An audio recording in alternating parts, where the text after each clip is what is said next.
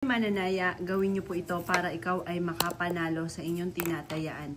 Isa po ito sa mga sikreto. Susulat niyo muna dito ang numero po na inyong tatayaan. Sample lang ito, 5, 7, 25. Halimbawa yung numero na alaga ninyo, yun po isusulat ninyo. 43 at 35. Yan.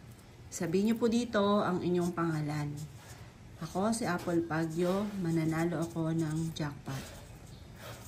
Pagkatapos, ito yung victory sign mga bossing. Ito yung victory sign. Sulat niyo siyang ganyan. Pwede niyo siyang isulat. Arrow po sign yan po yung victory sign. Sulat niyo po siya kahit saan. Halimbawa, sulat nyo sa pintuan, kung gusto nyo kayo maging matagumpay ang lahat ng miyembro ng pamilya. Ayan, nanalo ako ng, sulat nyo po dito, jackpot. Ayan. Pagkatapos, halimbawa, di ba, tataya kayo. Ngayon, yung ticket ninyo, diyan nyo po siya isisingit. Yung ticket ninyo, diyan nyo po siya iipit. Ipit nyo po ito sa mataas na lugar. Halimbawa, sa may altar po ninyo, ipit nyo po siya. Makakatulong po ito upang sa ganon, kayo po ay manalo. Or kaya po, makakatulong po ito upang sa ganon, kayo po ay maka-attract ng swerte, lalo na sa pera. Kung ikaw ay mananaya, gawin nyo po ito agad.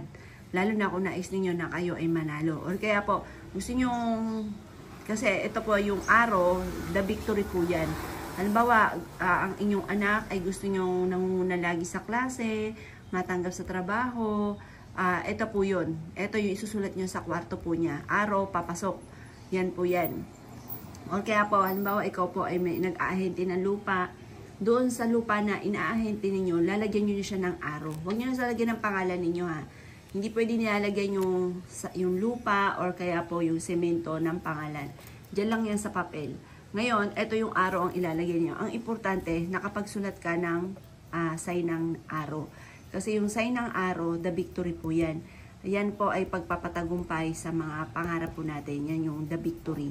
Yan. Kahit ano man po yan, basta ang usapin ng tagumpay, ito ang isa sa mga pinaka-the best na isusulat po natin.